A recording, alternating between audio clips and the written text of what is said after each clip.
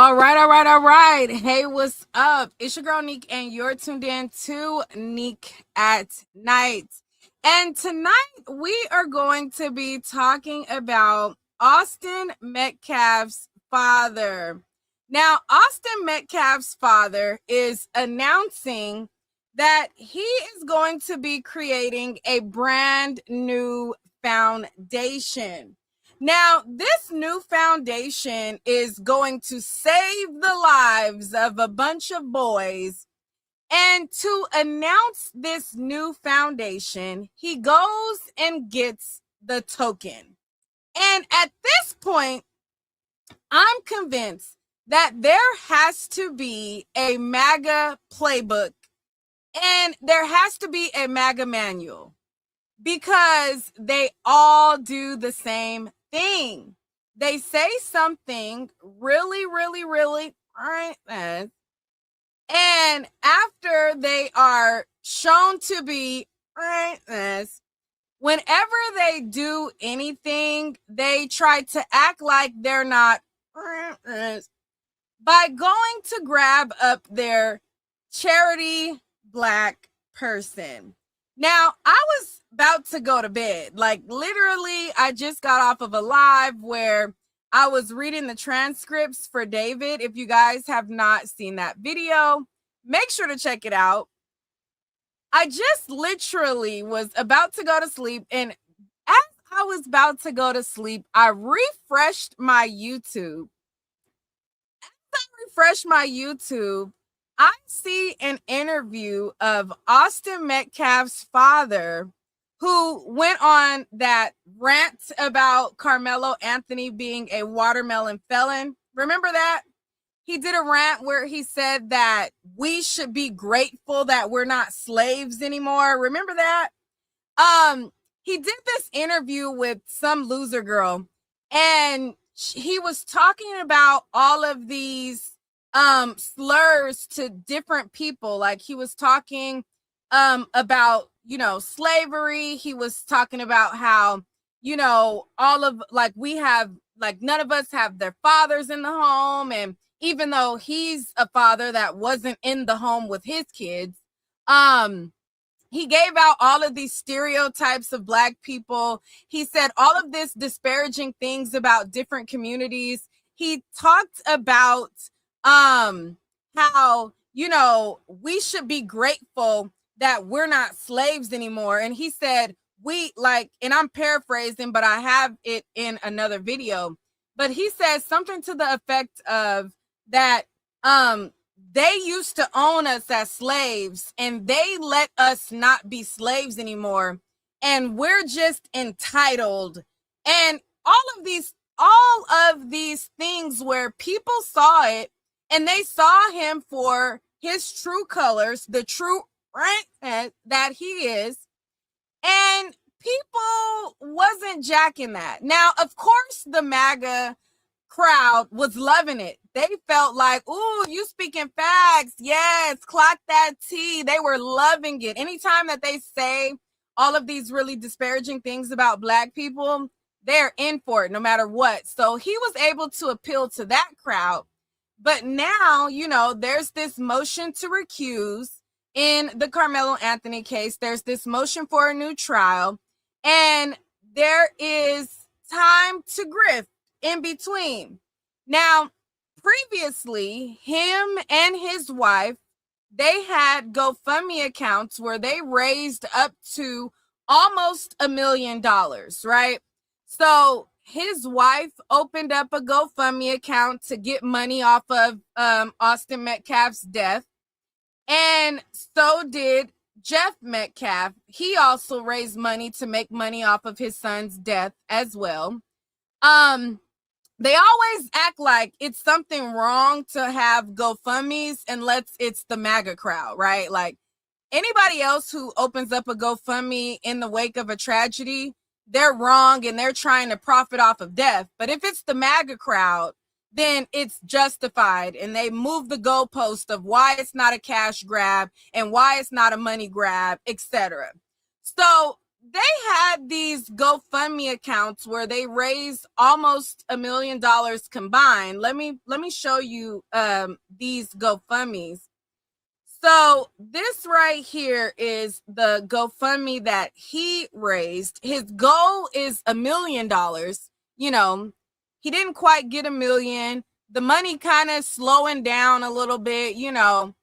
And he raised $631,467 from his GoFundMe. Now, in addition to his GoFundMe, his baby mama, okay, because she's a baby mama. He tried to talk about the Black community, how it's baby mamas and baby daddies and all of this type of stuff. Well, his baby mama, Austin Metcalf's mom, she had a GoFundMe that raised $193,000, right? So combined, it's just, you know, close to about 800 plus thousand or whatever. And they have all of this money. So they always like to paint Carmelo's family as money hungry individuals, and to separate themselves, the baby mama, Megan, she created a scholarship fund, right?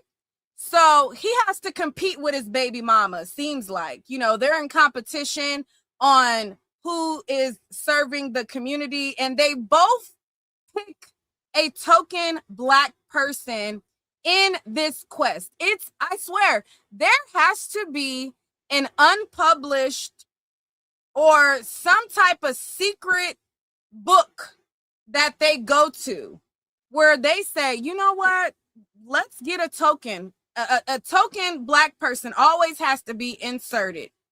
So Megan, his baby mama, she created a scholarship fund, right? So the scholarship fund that she created went to her homegirl. So this is her homegirl right here. And homegirl posted this post where she was thanking her for being her sister, right? And this was after she had received the measly $1,000. Okay, I hate to be the pocket watcher, but the scholarship, there's no actual like real true article that reports on the scholarship. It's just like people on Facebook, and one of the loser crowd had said that the scholarship was $1,000. Like, she raised close to 200,000 and created this scholarship where each year she's going to give this $1,000 away or whatever. So after she had did that, so she found her a token. You know, they always have a token sitting around somewhere. And her token, Deshawn, says, "Happy birthday to my sister from another Mr. Megan Metcalf. It's crazy that we've only known each other for almost 2 years because it feels like a lifetime. God knew exactly what he was doing when he crossed our path. We're both strong. We both hold it down. We both carry a lot, but it's such a blessing to have a sister you can laugh with, cry with, talk ish with, and truly understand you without explanation." Now, this post came after the charity case that they threw at her son. So that post was in February, and in January, they made this announcement that her son was the charity token Black Negro to make it seem like, look, guys, they're so kind. They gave a measly $1,000 to a Black boy. So this was that announcement, right? So it says, "Grateful, grateful, grateful. God has been so good to us. My baby Kevon is the first recipient of the Austin Metcalf Memorial Scholarship. This is truly an honor and blessing for our family. Many thanks to the Metcalf family for thinking of others in your moments of sorrow. Please know we are so grateful, and we will wear this crown as a badge of honor. And Megan Metcalf, my friend, my sister, I love you and thank you. So this was reposted by Joel Patrick, and in his caption it says, "Turning tragedy into legacy. After losing their son, Austin, to a brutal stabbing of a track meet, the Metcalf family used crowdfunding to launch a scholarship in his name, honoring his character, leadership, and faith. The first recipient, Kevon Jackson, Austin's teammate and friend, while some push the racist family lies to divide, the Metcalfs chose hope over hate."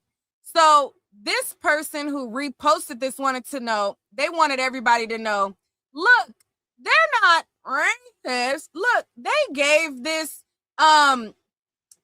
these scraps of this 1,000 to this black kid. They picked a black kid to be the charity case. Look, they're not racist. Well, just like she went and grabbed a token to show that she's not racist, to try to combat the narrative, the father of Austin Metcalf, after he did his very racist rant, well, he went out and grabbed a token as well. So in a new interview that Fox had, him and his token sit down and announce a foundation that they're creating for Austin. All right. So we're going to take a listen to this foundation that they have, and y'all tell me what's it giving. All right. So this audio is not that loud. Now, if I re-upload this video in post, I can up the audio, but I know some of you guys are going to complain like, oh, the audio is low. It's not me. It's this video. The audio is just low on this video. Put on headphones to hear this. So let's play it. A great thing that's going to happen. We're going to change the world. We're going to save lives. And we're starting the Austin Metcalf Foundation. And it's going to help support, and we're going to teach.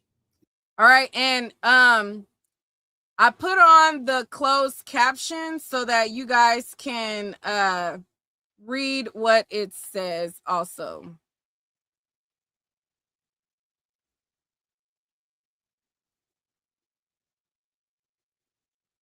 The youth and the parents about impulse control, conflict resolution, and de-escalation. And we'll talk about some maybe forgiveness and some parenting and things. And where is the moral decay of society headed? What are we going to do? How are we going to fix it? Well, my purpose is God driven. And God has given me my purpose to honor my son's life as long as I'm here on this earth. They all have this God script as well. I swear, it's like it's a playbook that they have. Find a token black person, mention God, say you're a Christian, and that's gonna absolve all of the evil, hateful stuff that you said any other time. Like, be hateful, hate other races, say very stereotypical things, but erase all of that by getting a token, mentioning God, saying you're a Christian. That'll cover it, right? I'm swear, like, it has to be some type of rule book, because they all swear that they're Christians while speaking hateful things. Like, it's like all of them, literally, they all have a token. Like, pick any random one out of the hat. They all have a token. And hopefully after I'm gone, his legacy will continue and this foundation will grow and help more people and have a great backbone. That's what I'm hoping for. I truly believe, since we're coming from a true purpose of our heart, I don't think we're going to fail. I think that many kids and even adults in today's... Mind you, I am a little tired because I just got off 2 lives back to back. But I'm not more tired than the token can't even keep his eyes open. He up there signed up, like thinking in his head, I done signed up for some shit. Like, he can't even keep his eyes open. Okay? He up there look like he damn near falling asleep. Can't look like, I know my community is calling me all kind of Uncle Ruckus coons and all kind of house. I know my community is eating me up. Like, he over there can't even open up his eyes half the time. World are not prepared to deal with conflicts or how to get out of a conflict, how to walk away, how to say no, how to keep yourself alive or out of incarceration. Nothing good comes about it if you don't have these skills. And it's up to us to make the change in the world today. And this is the first step with the Austin Metcalf Foundation. Mr. Bruce, Dr. Carter here, Bruce Carter. All right, so it's a little low. So basically what he said was, and matter of fact, let me pull up the transcripts for this so that we can so that I could read through the transcripts for y'all. Somebody in the comments says, Neek, wasn't you just live? And was, absolutely was. But child, I was about to close my laptop, go to bed, get some rest. And then I seen this interview and I seen the token that they had sitting next to them. I said, oh baby, I got time today. Okay. We got time to go over this foolishness. We got time for one more. Looking at this woke me right on up. Okay.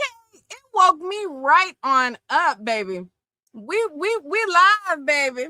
All right, so since the audio is a little low, let me read to you what he just said. This is a website that pulls the transcript from YouTube videos.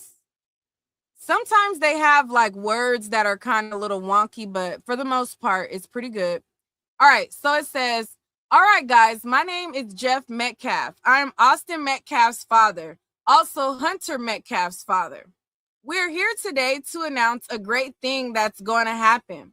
We're going to change the world. We're going to save lives. And we're starting the Austin Metcalf Foundation. And it's going to help support. And we're going to teach the youth and the parents about impulse control, conflict resolution, and de-escalation. And we'll talk about some maybe forgiveness and some parenting and things, and where is the moral decay of society headed. What we're gonna do, how are we gonna fix it? Well, my purpose is God driven, and God has given me purpose to honor my son's life as long as I'm here on this earth. And hopefully after I'm gone, his legacy will continue, and this foundation will grow and help more people and have a great backbone. That's what I'm hoping for. I truly believe, since we're coming from a true purpose of our heart, I don't think we're going to fail. I think that many kids and even adults in today's world are not prepared to deal with conflicts, or how to get out of a conflict, how to walk away, how to say no, how to keep yourself alive or out of incarceration. Nothing good comes about it if you don't have these skills, and it's up to us to make the change in the world today. And this is the first step with the Austin Metcalf Foundation. Mr. Bruce Dr. Carter here, Bruce Carter, he sits on the board. He also the community director on the board. So we also are going to reach out. We're doing speaking engagements. We're going to do we're going to do scholarships. This is going to take off, and we're going to actually improve our living in our society. You're going to do all that being the racist piece of that you are. Child, if I was if it was me and you trying to give the scholarship to me, I'd what? Remember when Tasha K said when she wiped her ass with the cease and desist? I would wipe my ass with that damn scholarship. Take it and shove it up your.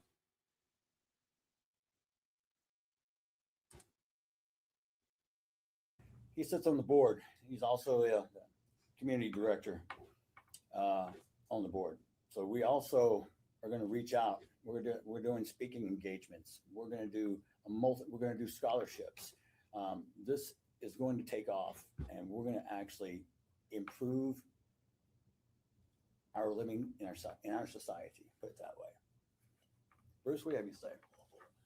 First of all, I am on the board, but I want to let people know why I'm on the board. I met Jeff at a press conference a little over a year ago. I didn't know who he was.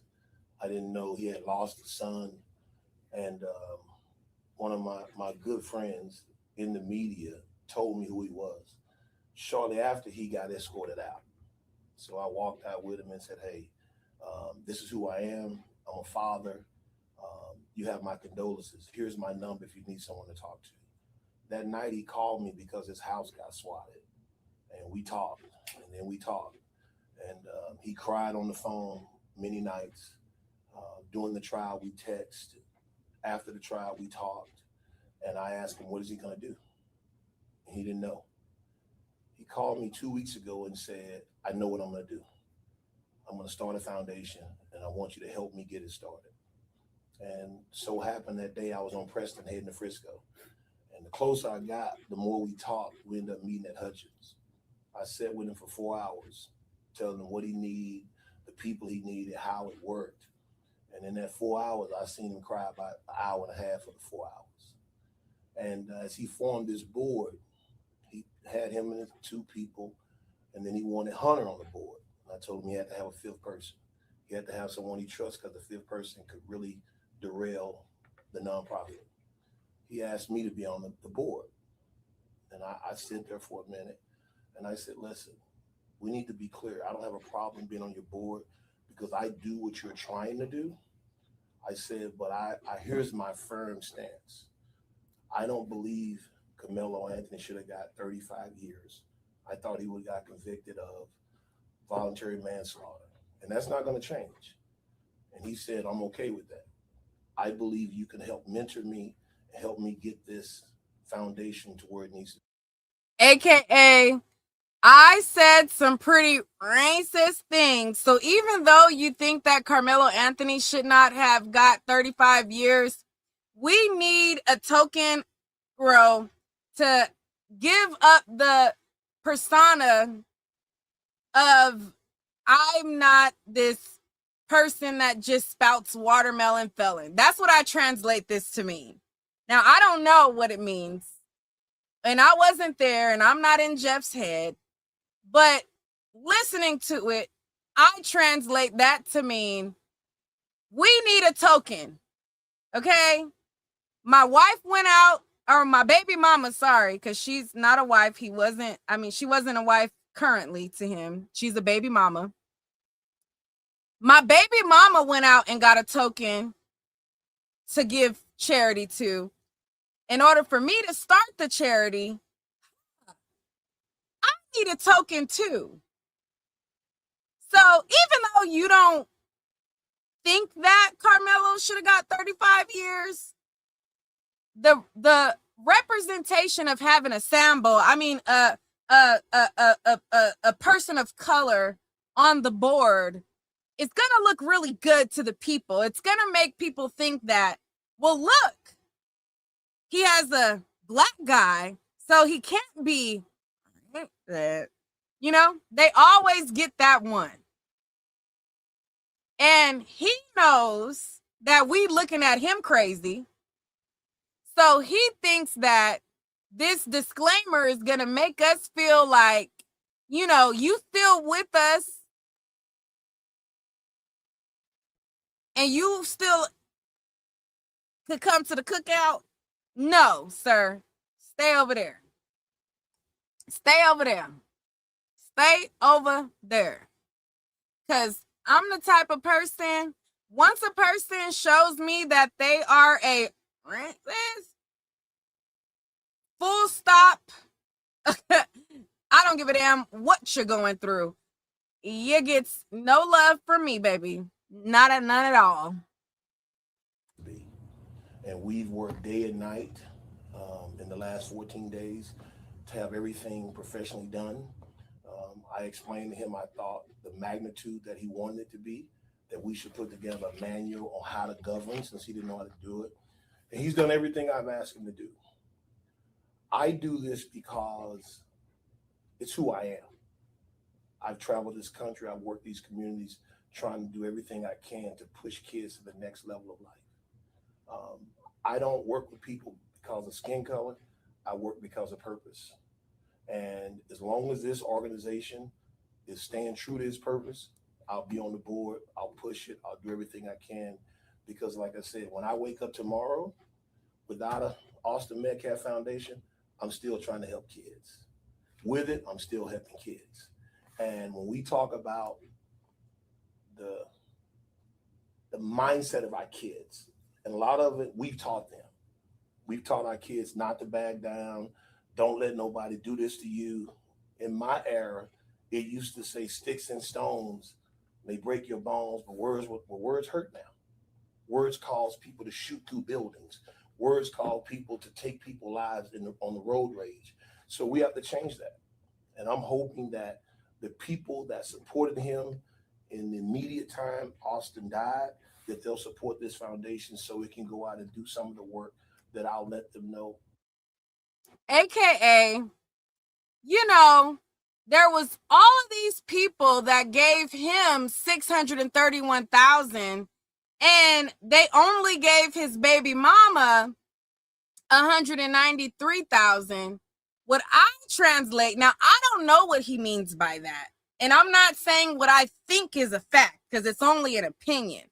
But my opinion is what he just said is there was $631,000 that y'all gave him. Y'all, they love to rally behind the biggest, like the biggest commodity is being like these people, they give top dollar. All right. So what I translate that to mean is, look, y'all gave him $631,000 already.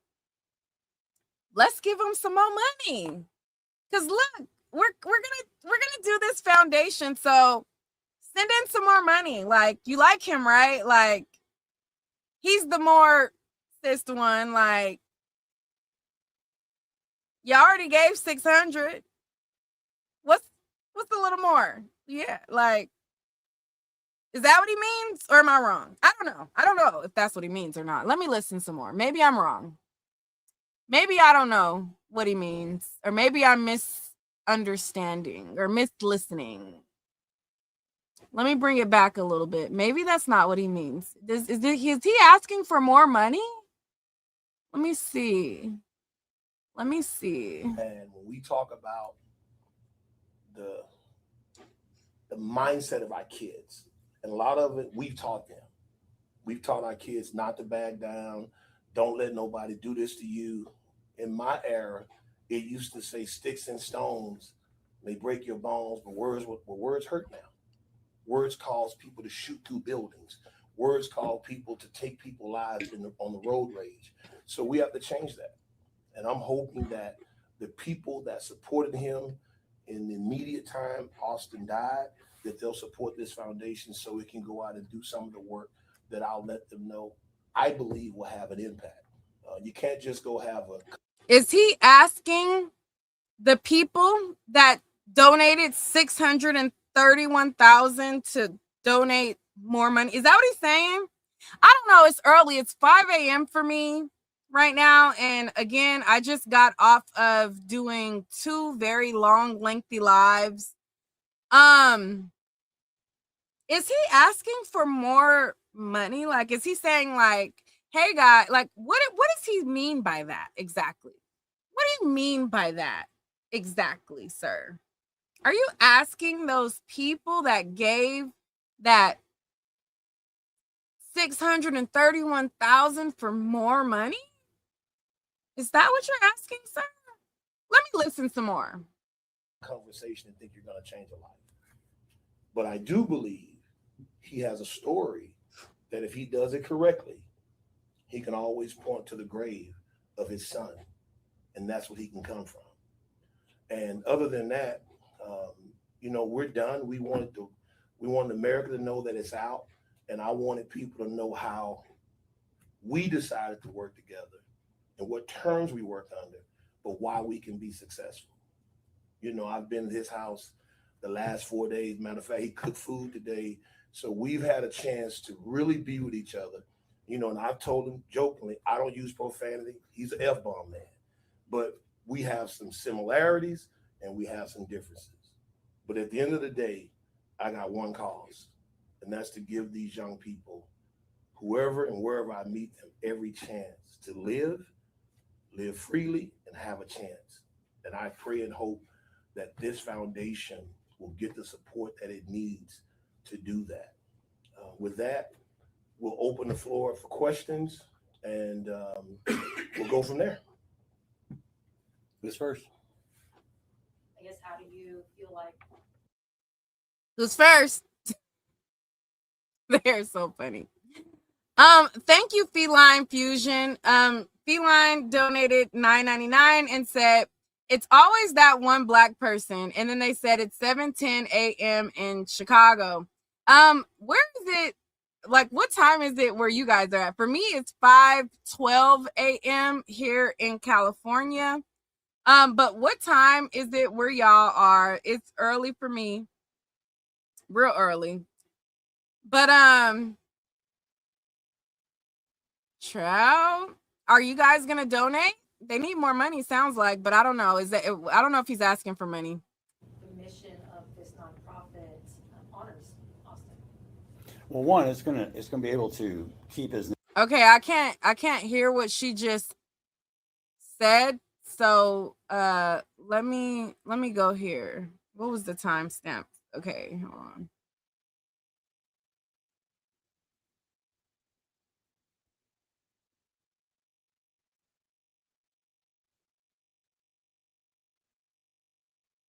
All right, it says with that we'll open up the floor for questions, and we'll go from there. And so, Miss First, I guess, how do you feel like the mission of this nonprofit honors Austin?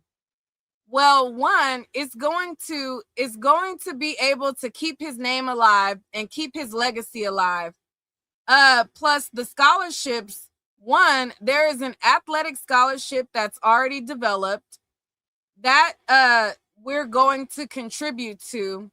There was already a recipient from last year that received the Austin Metcalf Award with the scholarship through Memorial High School.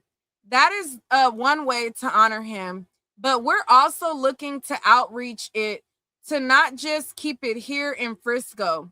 We're talking the whole nation. We want to go out, and because this is a problem for America, this is a human race issue, not a race issue, a human race issue. Skin color has nothing to do with it. I judge people by character, not by skin color.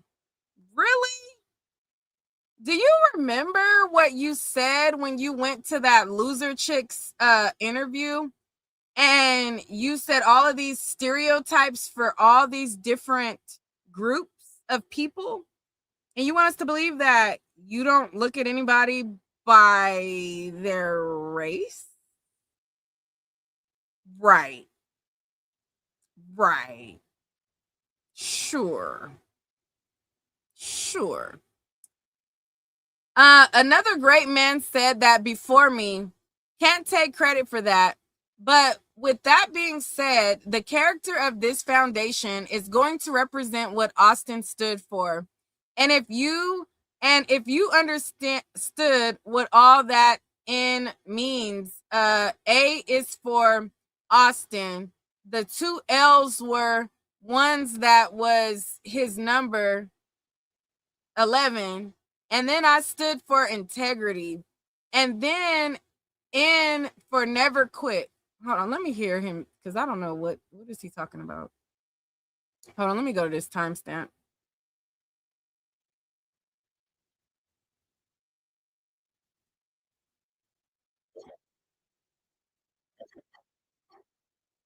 And it was a tough day because I had to celebrate with one son at the cemetery. Then, of course, his number 11, and then I stood that before me. I can't take credit for that.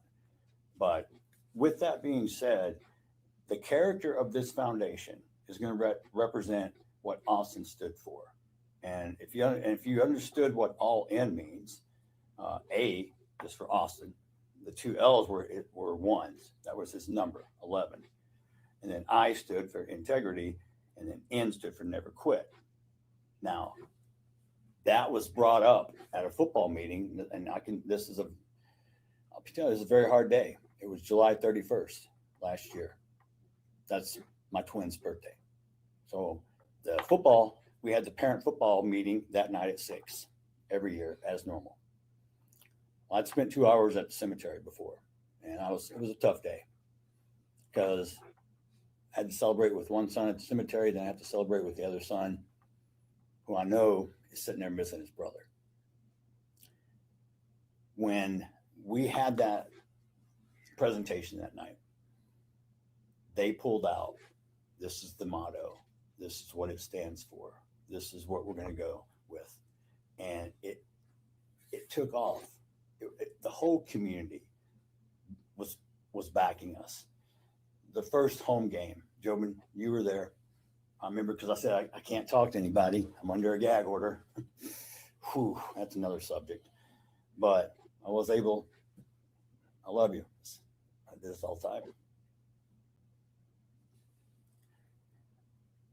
When Hunter had to come run out, holding his brother's jersey. Oh, God. I can't imagine what was going on. So did somebody give him a signal? Action. Somebody must have said action.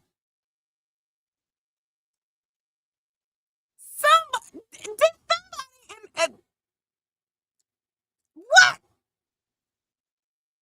Hold on, let me go back. It took off. The whole community was backing us. The first home game, Jobin, you were there. I remember because I said, I can't talk to anybody. I'm under a gag order. Whew, that's another subject. But I was able, I love you. I did this all the time. When Hunter had to come run out, holding his brother's jersey. Show me the money. Show me the money. We need y'all money. We need y'all money. Show me the tears because they don't zoom in on them tears, baby.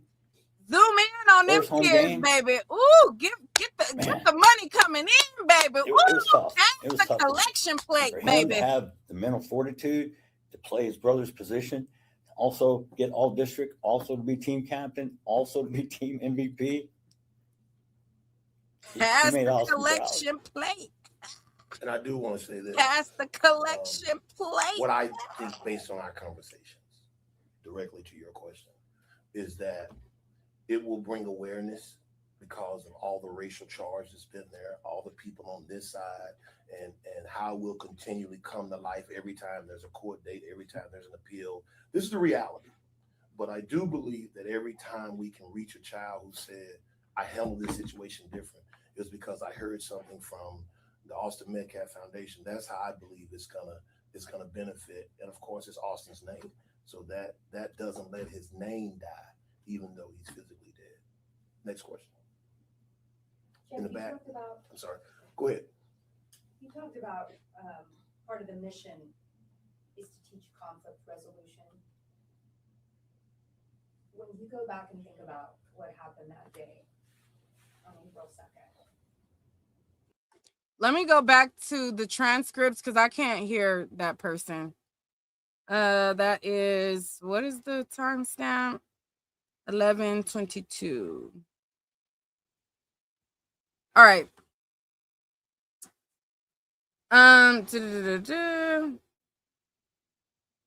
Okay. It says, next question in the back. I'm sorry, go ahead. Okay. You talked about part of the mission is to teach conflict resolution. When you go back and think about what happened that day, do you wish that Austin had done something different? Do you wish you could have coached him differently to do something so that he could have walked away alive? Okay, that's what they said. I just had to read that because I couldn't hear it. Do you wish that Austin had done something different? Do you wish you could have coached him differently to do something so that he could have walked away alive? I think, I mean, you're asking me a hypothetical question, a what if. I deal with what is. So could we could sit here all day. That boy Could either cooking. one of them did something different? Yes. You know what they both could have done? Walk away. Turn, walk away. I don't want to get into great details because this is not about the trial. But yes, both sides could have been something. It could have been a different outcome. Austin could have done something that different. boy cooking. So could the other person. But that's not what happened. And that's why this foundation is being formed. Because we don't need split-second decisions, changing lives forever. You don't want to have to visit your son at the cemetery or in the cell. Both boys lost their life. He got 35 years. I got a life sentence. Next question. Ooh, that boy deep, honey. Oh, he I was just deep. gonna say, with the hearing scheduled for next month, is there anything that you want to say about that? Anything that you want the public to hear tonight? Well, first of all, I can't hear her. Let me go back to the transcripts. Hold on.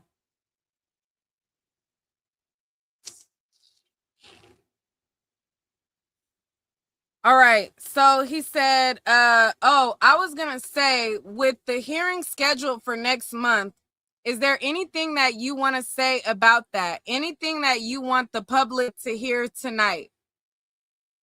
That was the question. don't follow it. As far as I'm concerned, whatever's going to happen is going to happen. I focus on what I control in my life, and that's only two things. Actually, all of us, we only control two things in our lives: your actions and your attitudes. So the legal proceedings that are happening, I already knew it was going to happen. So I really don't give it much time. It doesn't deserve any of my energy. I don't have to be there. So whatever's going to happen is going to happen. God's got me. So God's plan, even though I don't understand it, trust me, because me and God went back and forth on why you need my 17-year-old son. And I don't have understanding. But also says in the Bible, lean into his understanding, not your own. I have to trust God's plan. So when it comes to stuff like that, once this trial was over, it was huge for me. I woke up, or actually could sleep more than an hour. I could wake up without feeling 100 pounds of anxiety on my shoulders. So for me, in my mind, I'm looking towards the future. The trial is in my past. Now, the motions, the proceedings, all that, even in the appeal, if you understand appeals, it's going to take 2 to 3 years just to work through the court system for that. So I'm not going to sit here and be held hostage by somebody else. I control my own destiny now. Nothing else. Is there any? I'm sorry. Go ahead, Joe. Jeff, when these schools want to bring you in to talk to children, talk to students, they'll have to vet you. Yes. And All right, let me go see what that question says because I can't hear them. And that's their favorite thing. Oh, it's going to take 2 to 3 years. That's if it gets denied. It's going to take 2 to 3 years to go through this process if they deny the motion to recuse, if they deny the motion for new trial. Then it goes to the next stage. If they grant any of those motions, which we're living in America, we have to be realistic that Collin County, to me, seems like a very racist county. And do I think that the other judges will possibly uphold each other? It's possible. Or they could possibly follow the law and grant it. It's possible. But it takes up to 2 to 3 years if the motions are denied. Now, can they be denied? Absolutely. We live in America where it's highly, like the highest concentration, are in a lot of these red states where, that's where Texas falls, and that's where a lot of them are. So, not going to be a shocker, but be factual that this particular motion they have until August to decide on. Now, if they deny it, which is possible, then it goes to the next court, in the next court, in the next court, in the next court.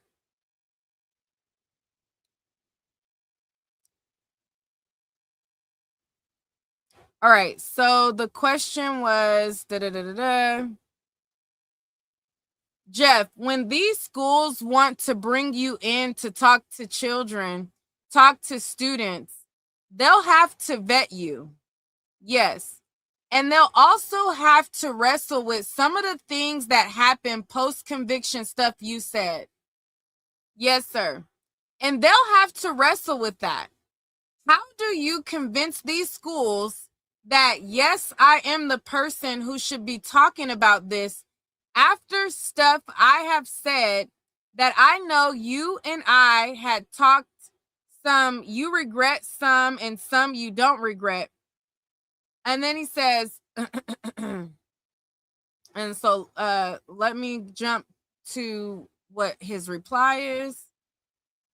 they'll also have to wrestle with some of the things that happened post-conviction, stuff you've said.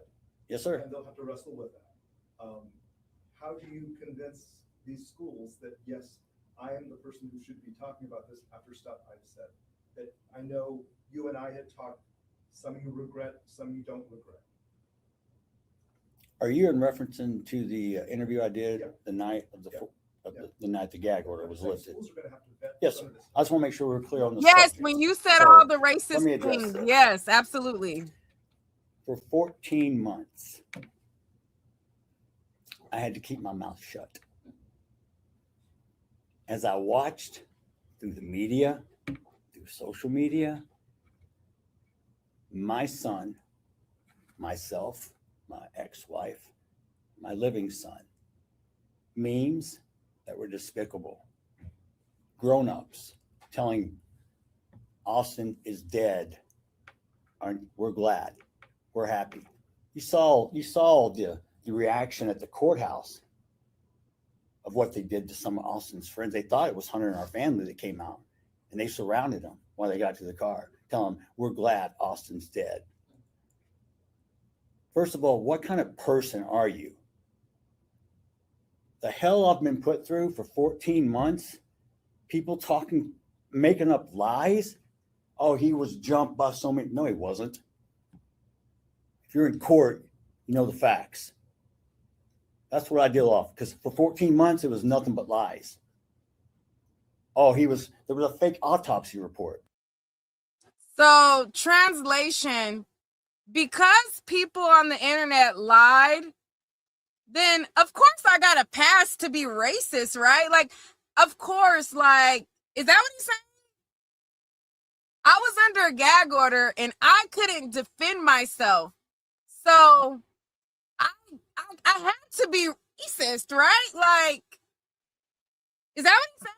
Like, because people said mean things, that they were glad that that was like, can you like understand that these people said mean things to me? Like, obviously I'm gonna be racist in my reply. Like, duh. Of course I'm gonna feel like these blacks are entitled to not be slaves. Of course I'm gonna feel like, how dare you say something to my white son when you were just a slave and we let you not be a slave? What was the quote that he said? That we're entitled and they used to own us, and now that we're not slaves, we're entitled, and DEI and da da da da da. Ain't that what he was saying in his little racist rant? And that is because you said, people said mean things. Like, there was mean things said on both sides.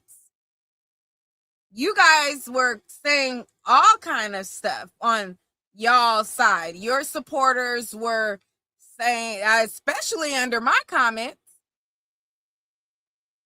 I've never been called so many racist things in my life. This was the first time that I've been called the amount of disparaging slurs ever in my life, covering this trial, by people who look like you.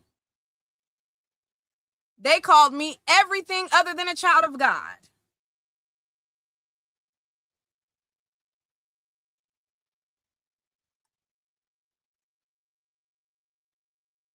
Say you had drugs overdose. Kid never did one drug in his life.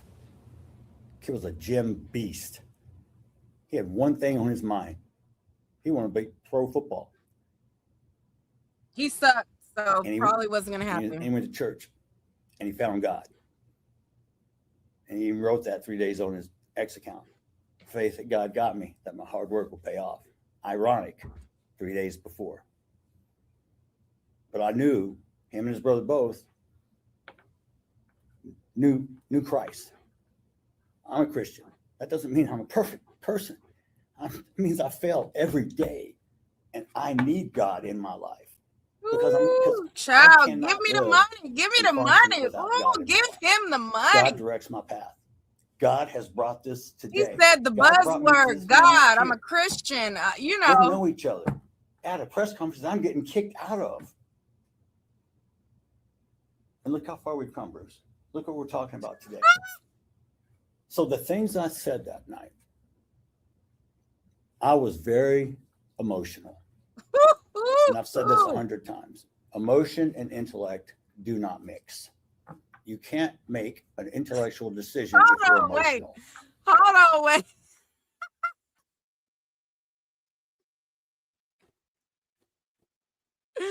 Oh, dang, I can't zoom in no more. Child, blink twice. Hold on, wait. Hold on, wait, child. Blink twice if you need help. Blink, hold on. Hold on. Blink twice, sir. Is he okay?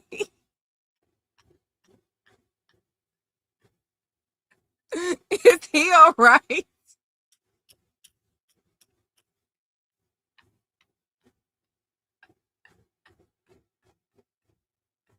Is he okay? Sir, you can back out of this. Like, you don't have to do this. All money is not good money. Like, you don't have to do this.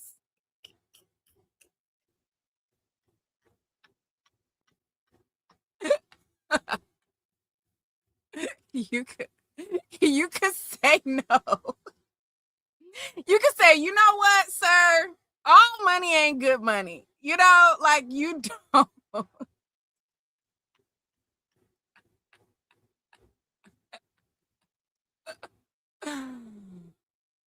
Ooh, child. Ooh. What I said that night is what I said, but it was also taken out of context. No, it You need wasn't. to listen to the whole thing. No, But it wasn't. I said it was basically a social media experiment that I set up, and I told you what was going to happen, and it did. Now, Ooh! am I proud of that night? No, not exactly. I've had better moments in my life. A social media experiment? Ooh, ooh. That boy cooking. A social media experiment.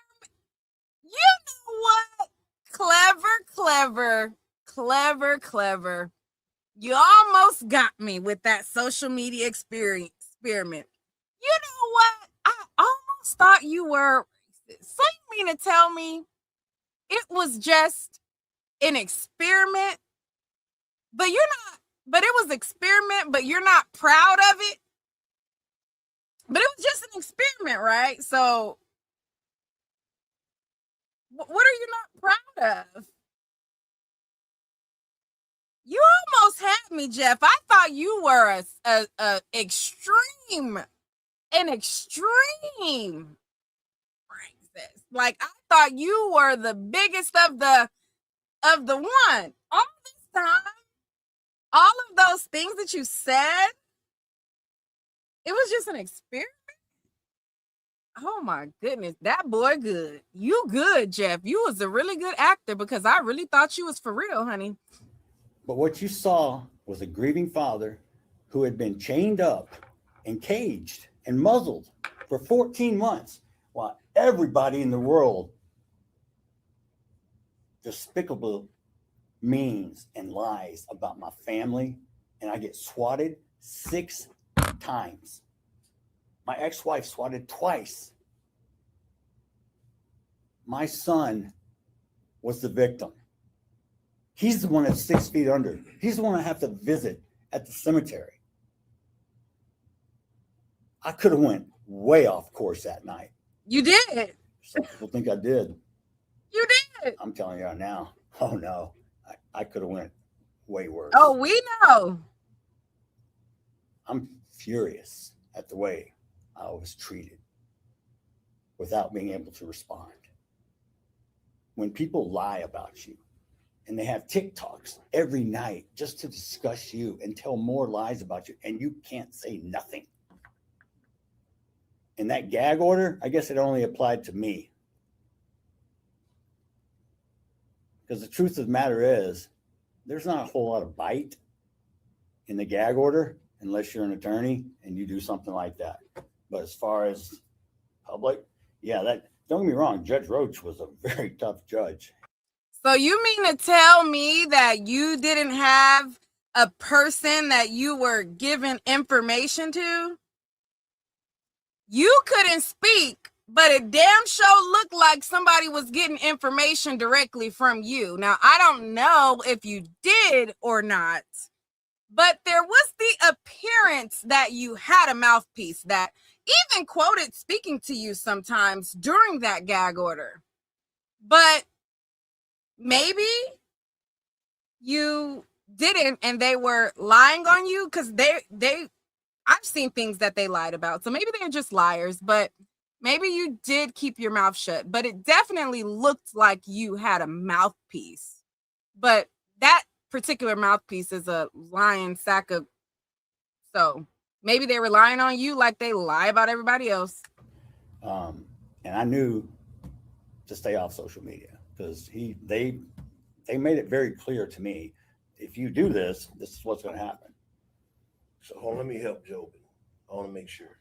Because what I want is, and we've talked about this, when we leave this room, I want people to have a clear understanding of where we stand with that. So Jobin is basically saying this, and I agree, we've talked about it. And he knows there's probably some schools he can't go to because of his conversation. His question is, and make sure I'm saying it right, how, I'm going to kind of add to it, how do you get schools to trust you to be able to tell kids to regulate their emotions when you couldn't regulate your emotions? And what's out there will always come up every time you go to certain schools because people will want to protest.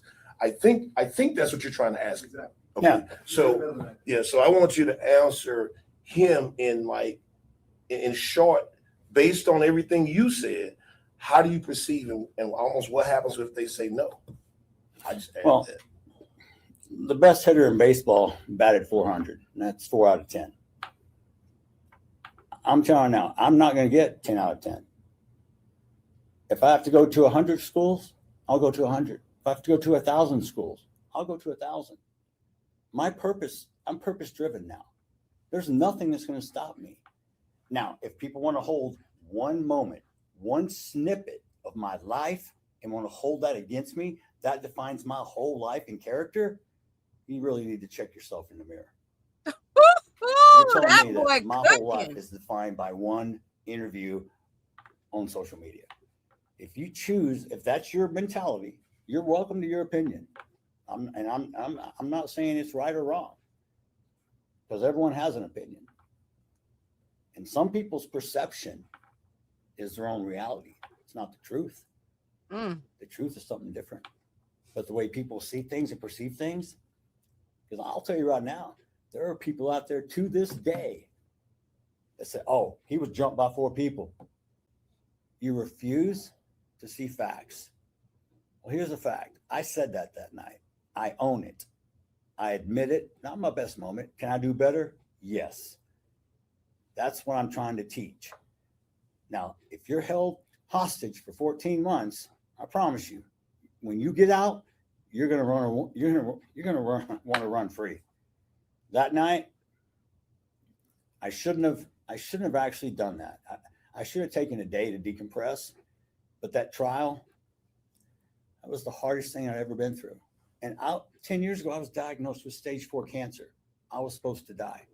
They told me 50-50. If it gets below your neck, you're dead. You got a year. That was the hardest thing I've ever been through in my entire life. Chemo, radiation, feeding tube, lost 120 pounds. Looked terrible. All my friends told me now, man, we thought you were going to die. So did I. What does Hunter say about your nonprofit, and he's going to be a part of it? Hunter is a board member. He will not be actively. Let me see what they just asked him. Something about Hunter.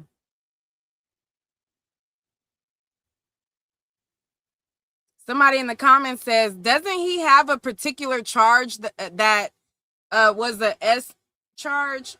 That's what the rumor is. I don't know. But that's what the rumor is, child. I seen a mugshot for it. It looked like him. But I don't know. Maybe, I don't know. Let me get the timestamp of that. Hold on.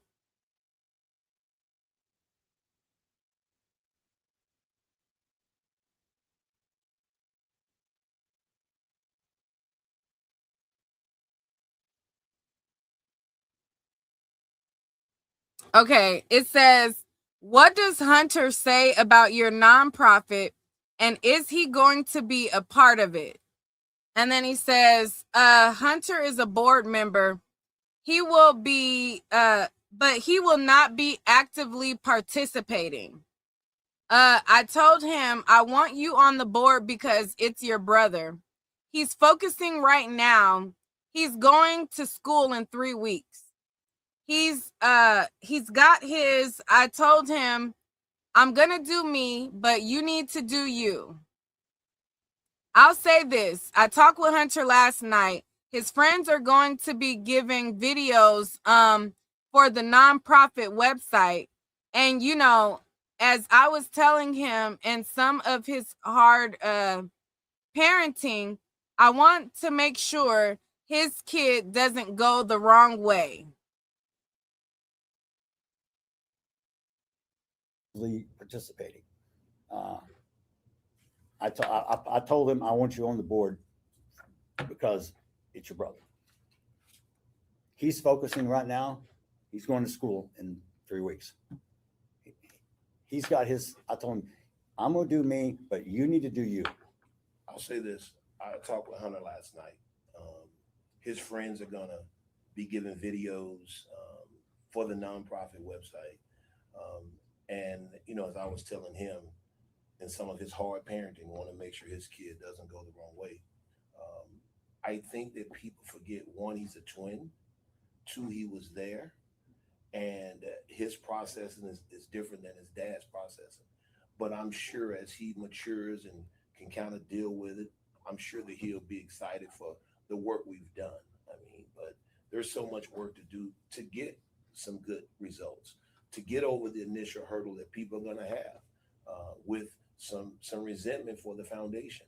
And so, but having talked with him, I believe one day he's going to be great for the foundation. I think so too. I just at this point with the support group, I know with the group of friends that are going to school with him too, your frontal lobe isn't fully developed until you're 25 as a male. Even when he graduates college, it's just going to be getting there. So he's still developing mentally. Now, to go through the mental trauma that he did, I have no idea how he feels. I know how I felt when I drove up there in 4 minutes and I saw my son on the gurney, and I knew at that moment he was gone. I didn't want to admit it, but the first thing that came to my mind, where's Hunter? I went in survival function mode, and I did it for 7 days. Didn't allow myself once to grieve. Yes, ma'am, in the back. I see you raise your hand. First of all, forgive me back in Mr. Metcalf, I want to say thank you. Let me go to that timestamp. 25. In other words, we just using his name because it sound good. Is that what he's saying? I don't know. I mean, it's early in the morning. For me, I'm sleepy a little bit. Maybe I miss hearing. Is he saying, in other words, that his son is just used as just like a placeholder and he's not really a part of it? Anyways, the question was, first of all, I want to say thank you for allowing to work through you. It's very difficult to go through what you've gone through, and it's easy for people to say what they say when they have personally experienced it. Being a mother who had a son that was murdered, and every time I go to the grocery store, I pass this part where so I know your pain. Being a mother whose child was put all over the news every day for 3 weeks. I couldn't even turn the TV on to protect my grandchildren. I know your pain. I respect what you all are doing. And if there's any room for volunteers, will there be a site for us to volunteer?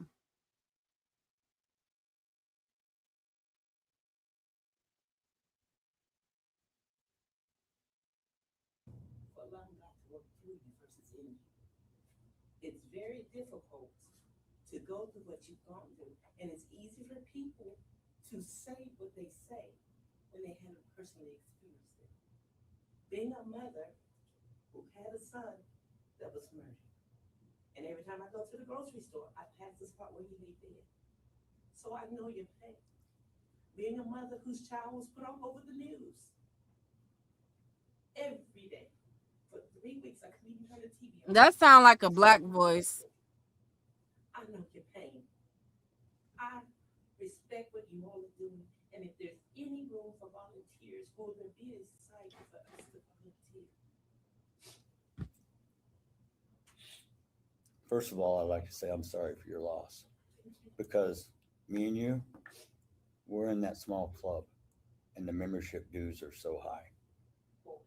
And I wish no parent ever feels like you do. Ooh, come on, money, big money. Come on, show me the money. Your story touches my heart. Ooh, come I know on, you're donate. paying. We need that money, child. Give them a And good show. This is what this foundation is going to change. We don't need parents with this pain. Ooh, give We us don't a need good kids show. This being buried or incarcerated. It starts at home. And yes, you're right. I'm a vessel. God works through me.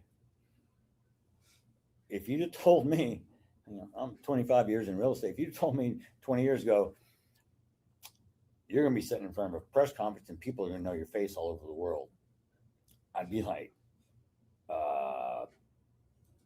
I commit a crime? Because I'd be like, it's not in my plans. I'm a real estate agent. I'm just a regular guy. Well, so was Job, so was Paul, so was David. They're all, and I'm not saying I'm not. Somebody in the comments said, what was her question? She didn't really have a question. That was the last thing that I read. She just was basically saying that she sympathizes with him.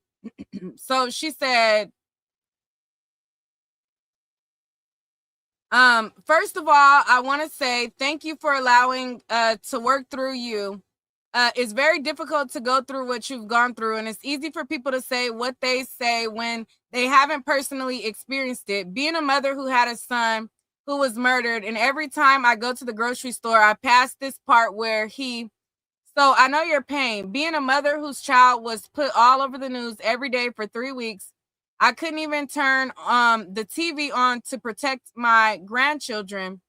I know your pain. I respect what you all are doing. And if there is any room for volunteers, will there be a site for us to volunteer? And then that's when he queued up the Oscar winning performance.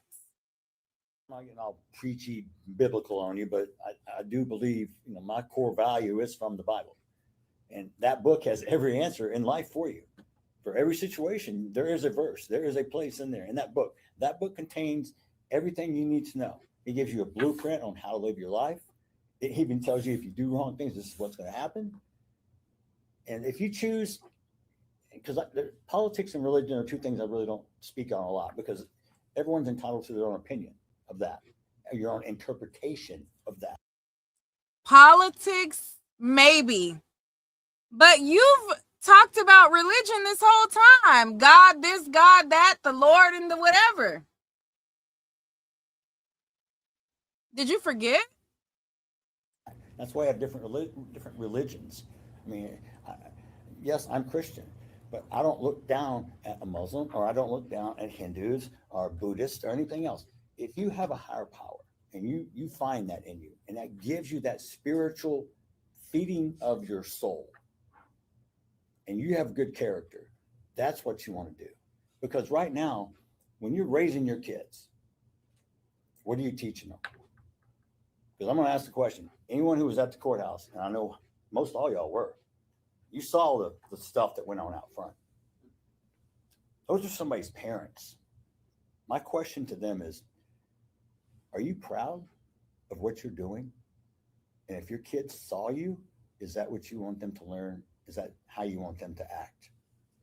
So the moral decay of this is, as parents, it's up to us, not your teachers who spend 8 hours a day with your kids, but you gotta spend time with your kids.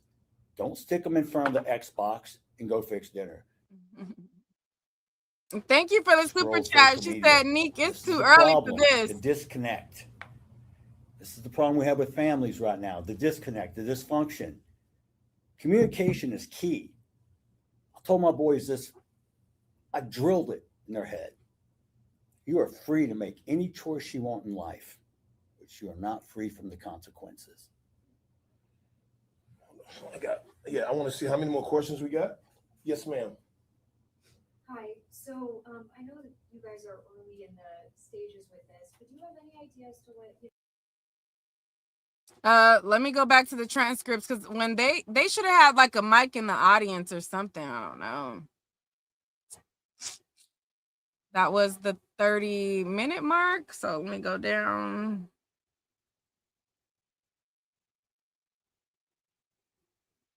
Hi. So I know that you guys are early in the stages with this, but do you have any idea to what the format would look like? Is this going to be trained professionals, potentially workshops where people could, come to a physical location to learn a little bit more about conflict resolution, de-escalation, or workshops specifically for parents? What Jeffy were just talking about of, hey, it starts at, I think maybe the guy started talking. Hold on.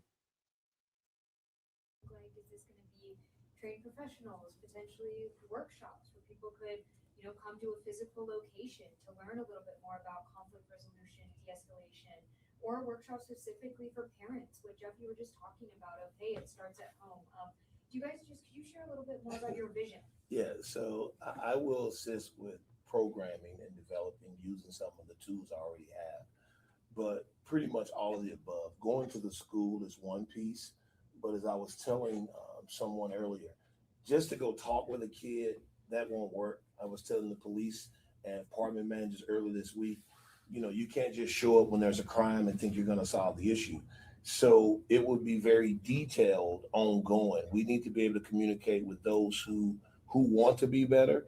I mean, weekly. And so those are some of the things that we will put in place for the foundation because it's some of the things I already do now. I see the foundation doing two things. I see Jeff because he's living it.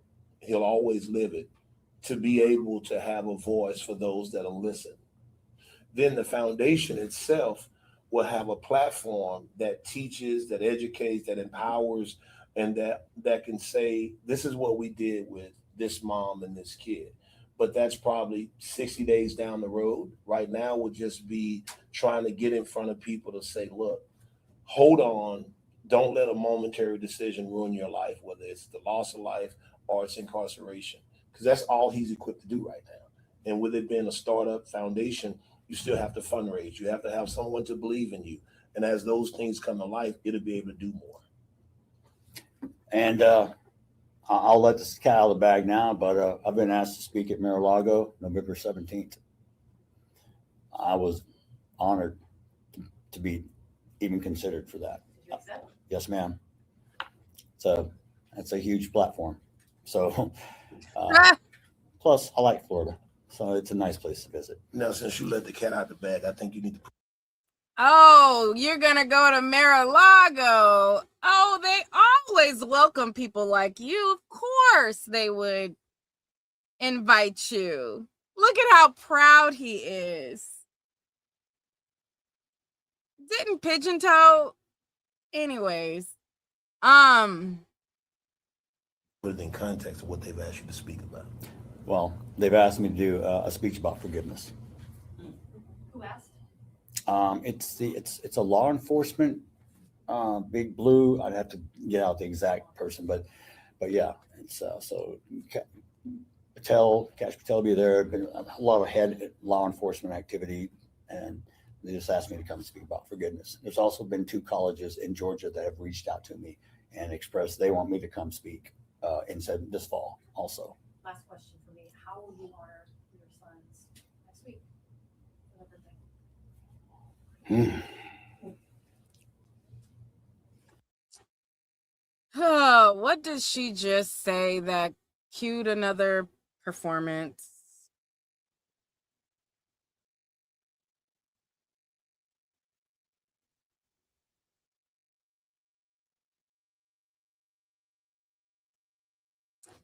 Okay, so what they actually speak, we've let's see. Last question for me. How will you honor your sons next week?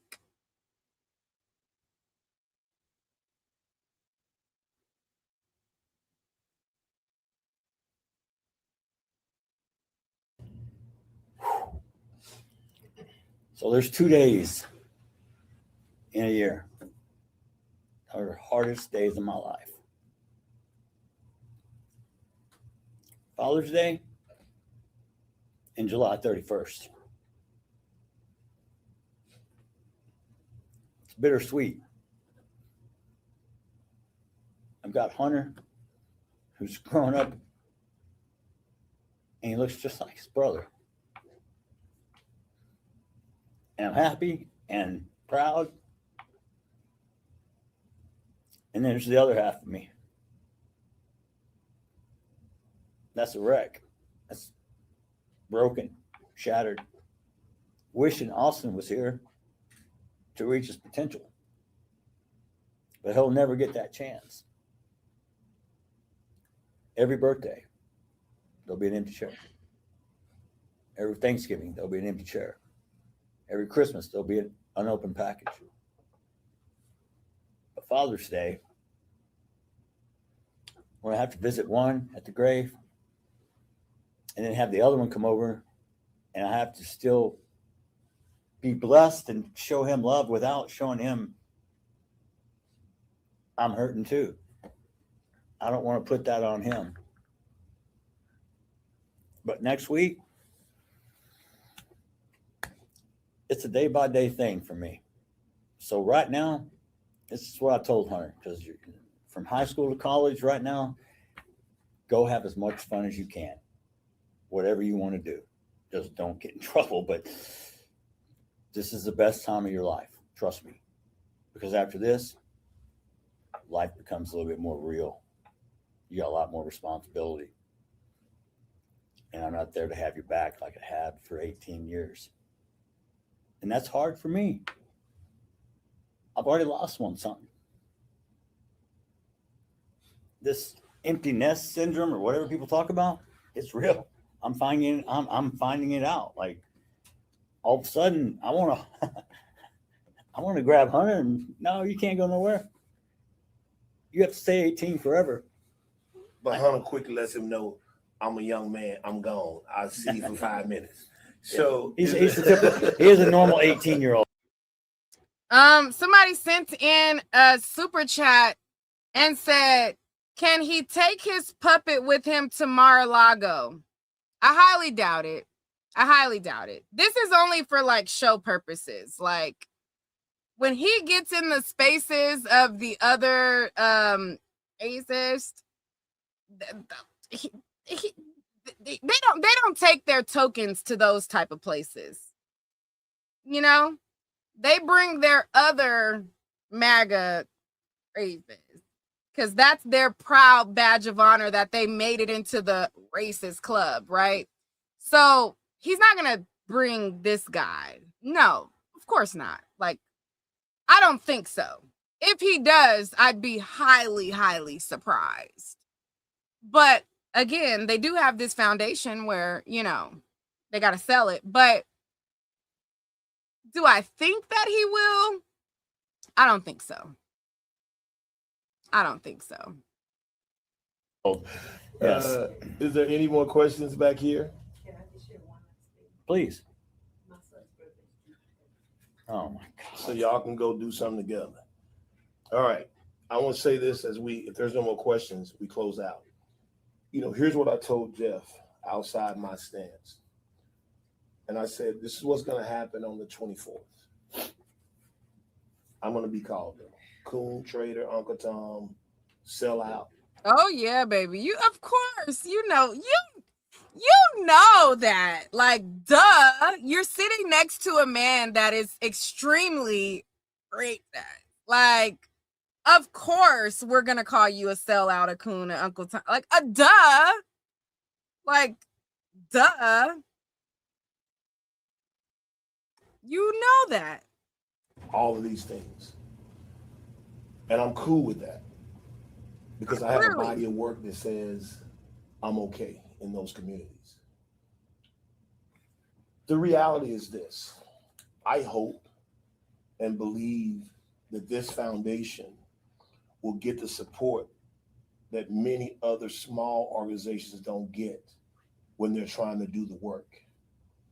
And if that manifests itself, I'll take anything that comes along with it, because the work that's required in cities outside of Frisco, it's real work, and it's work that many people won't ever care about.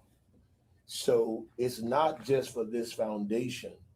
I'm taking this stance for those who really need somebody to let them know their value and how quick it can be taken.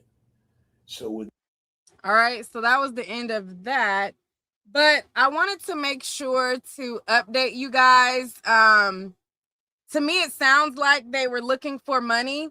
Like I said in the beginning, Jeff was the one that was able to raise $600,000 when his baby mama was only able to raise $193,000. So hopefully, you know, this can get funded, is what it sounds like they were saying. Again, I've been up all night I'm a little tired, so I could be mishearing that they're looking for money for people. And it sounds like what the guy was just last saying is he's okay with being called those names if they can do what they need to do with this charity. You know what I mean? That's what it sounds like. But again, it's late or early or whatever. I'm a little bit tired. I just did 2 other lives back to back, and they were very long, lengthy lives. Maybe I'm mishearing things, misunderstanding, don't really understand what they're saying. I'm tired, y'all. I don't know, but that's what it sounds like. But anyways, what do you hear? You guys let me know what you think down below. And for real this time, I'm gonna go to sleep now. But if you guys did not catch my previous live, I did a 2-hour live or 2 or 3 hour live. I think 2 hours, where I was talking about the latest video with the Nolan Wells situation. Then right after that live, I did another 2-hour live where I talked about David. Child, let's see. I talked about David and the transcripts of what happened in that case. There was a lot of gory stuff that happened there, so definitely check that video out. And then I did this video. So, I'm going to go take a nap, and then I'll be back later today sometime. All right, peace.